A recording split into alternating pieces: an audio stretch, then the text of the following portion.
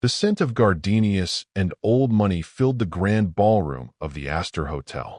Elara Parrish, 28 and radiating in white lace, stood on a stage, her hand in that of Julian Croft, the charismatic heir to the Croft investment dynasty. This wedding wasn't just a union. It was the city's biggest merger. Julian, handsome and sure in his custom tuxedo, leaned toward the microphone. The music softened. Elara smiled, expecting a vow. Instead, he chuckled, a cold, sharp sound that didn't reach his eyes. "I want to thank you all for coming," he began, his voice booming over the speakers. "Weddings are about celebrating a smart investment, right? About securing an asset." He paused, looking at Elara, and his smile vanished. "But as my father always taught me, you have to know when to cut your losses." The room fell silent. "Elara, I can't do this. I've been reviewing our portfolio, and this merger just doesn't make sense for my brand." Elara's bouquet slipped from her numb fingers. "Julian, what are you saying?" "I'm saying," he said, turning to the shocked crowd, "that I'm not going through with it. But please enjoy the champagne." The silence was a physical weight, pressing down on Elara. She stood frozen, the heat of 1,000 eyes burning her skin. Whispers erupted, sharp and cruel. "Did you hear that? Cut his losses. The poor girl. How utterly embarrassing." Julian didn't look at her again. He simply stepped off the stage and was immediately flanked by his mother, Beatrice Croft, a woman who looked like she was carved from expensive ice. Beatrice adjusted her son's tie, ignoring Elara completely. "A wise decision, Julian," she said, loud enough for those nearby to hear. "Proper financial planning is essential in all aspects of life." Elara's mother, a nervous woman in a pale blue dress, started to cry softly into a napkin, while her father just stared, his face a mask of helpless rage. He was a small-time insurance broker. They were mice in a den of lions. Elara's dream had just become a public execution. With a strangled sob, she turned, clutching the skirt of her useless gown, and ran. She fled down the long aisle, past the shell-shocked guests and the pitying waitstaff, out of the ballroom and into the cold, unforgiving light of the hotel lobby, her whole life feeling like bad debt. 5 years is a long time. Elara Parrish, now 33, stood not in lace, but in a sharp, dark green power suit, addressing a packed auditorium at a technology summit. The logo behind her read Aura Wellness, her company. After the wedding, she hadn't just cried. She'd channeled that fiery humiliation into a new purpose. She'd gone back to school, gotten a degree in software development, and poured every last cent of her savings and a small loan into an idea. She'd created an app that wasn't just about health. It was about holistic recovery for mind and body.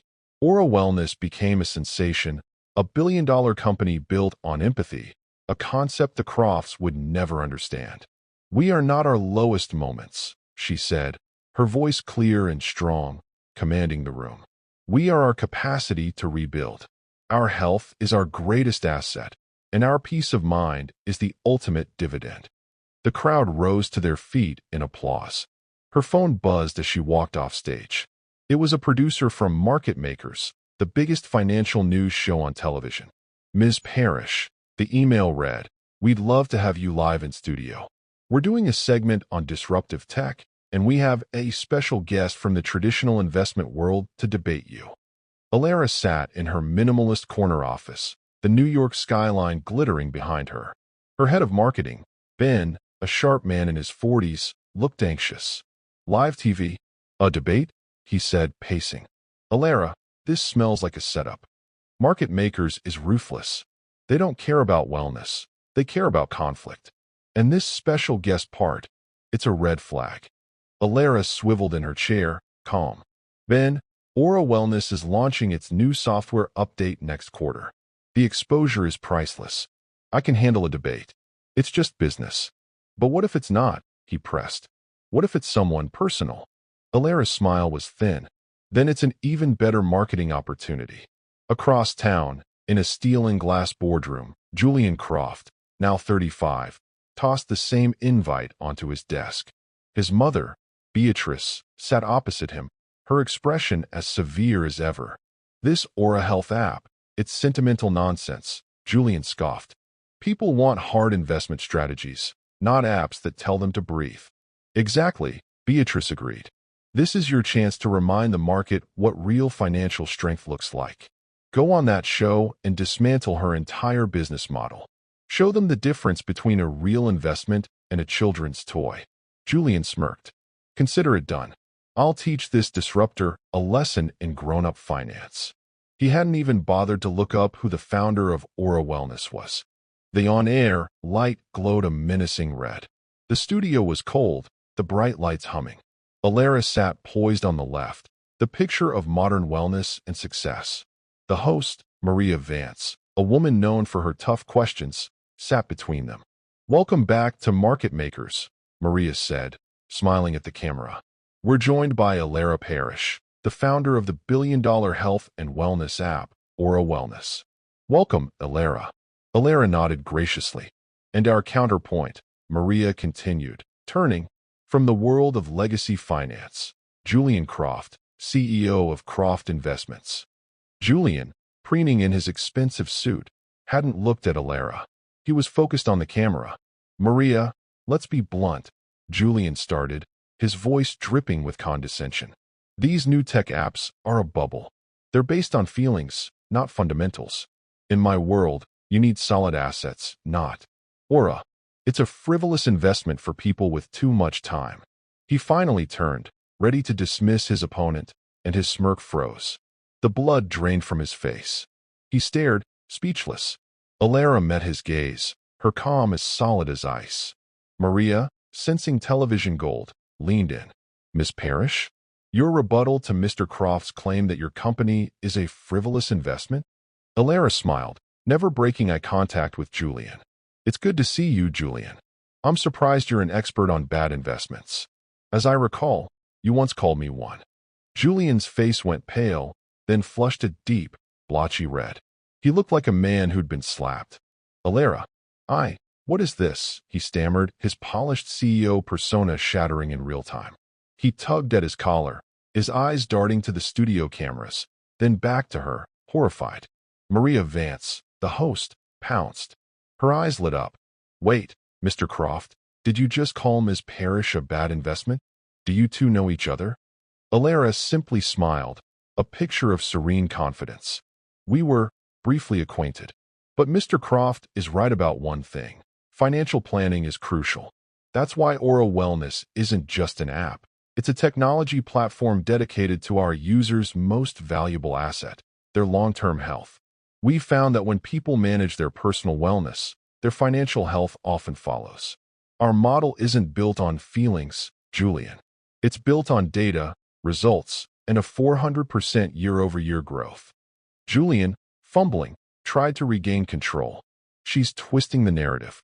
This is a software gimmick. It's not a real investment strategy. She's misleading your viewers." But his voice was too loud, his panic too obvious.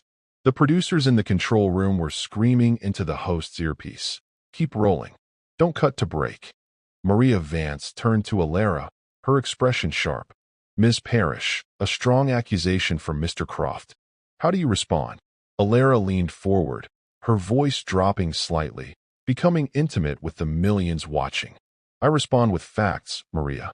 My company, Aura Wellness, is completely debt-free and, as of last quarter, our market valuation officially surpassed that of Croft Investments." Julian's face went white. That's a lie. You can't prove that." "Can't I?" Elara countered smoothly, never raising her voice. "While my tech team was optimizing our software, I did a little research. Your company is leveraged 30-1 on failing commercial properties. You're not practicing sound financial planning, Julian. You're gambling." She turned back to the camera, her expression sincere. "My company's health is our priority, both for our users and on our balance sheet." While Mr. Croft was busy mocking the wellness industry, he ignored the critical sickness in his own investment portfolio. "That's not just a bad merger, Julian. That's negligence." The host, Maria, just stared, speechless, as the control room realized they had the biggest segment of the year. The studio felt like a vacuum. Julian was breathing heavily, his carefully curated image incinerated under the hot lights. The host, Maria, was getting frantic signals from her producer. "Mr. Croft," she pressed, "I must ask again. Are you denying the debt-to-asset ratio Ms. Parrish has stated?" Julian ignored her. His eyes were locked on Elara, wide with a terror she'd never seen. He wasn't a CEO, he was a drowning man.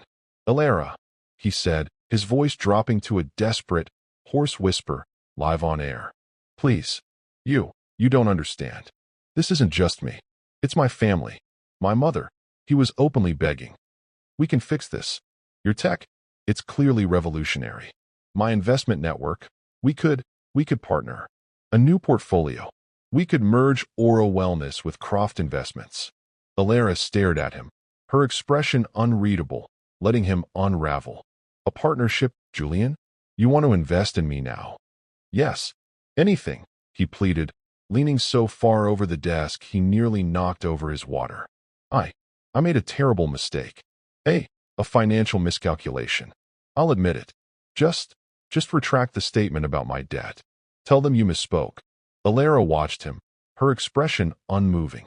The silence in the studio stretched for a full 10 seconds, a lifetime on live television. Julian's desperate, sweaty face was projected onto millions of screens. Maria, the host, sensing the kill, just watched, letting the raw moment play out. Finally, Elara leaned into her microphone, her voice quiet, yet it cut through the studio like a surgeon's scalpel. "Retract it?" she said. "No." She turned slightly, speaking directly to him, but also to everyone watching. "You taught me a valuable lesson that day, Julian. You taught me about risk management. You were right to call our wedding a merger. It was. And you were a bad investment. Your company, your entire business model. It's all built on a foundation of bad debt and hollow promises." She turned back to the camera. "Aura Wellness isn't just a software company. It's a health revolution built on integrity. We don't partner with sickness. We cure it." She dismissed him with a final glance. "So no, I will not retract my statement. My company's financial health is sound. And as for your offer, I'm declining. I'm cutting my losses." Julian made a small, choking sound and put his head in his hands, his shoulders shaking, as the host finally cut to a commercial. The news cycle was ravenous. By morning, clips of Julian's on-air breakdown were everywhere, titled "The Croft Collapse." Croft Investments stock had flatlined, its debt officially toxic. But Elara wasn't watching. She was in her quiet, sunlit apartment, watering her plants. The TV was off. Her phone buzzed. Ben, her head of marketing. "Elara, the numbers are astronomical," he yelled. "Our software downloads have tripled overnight.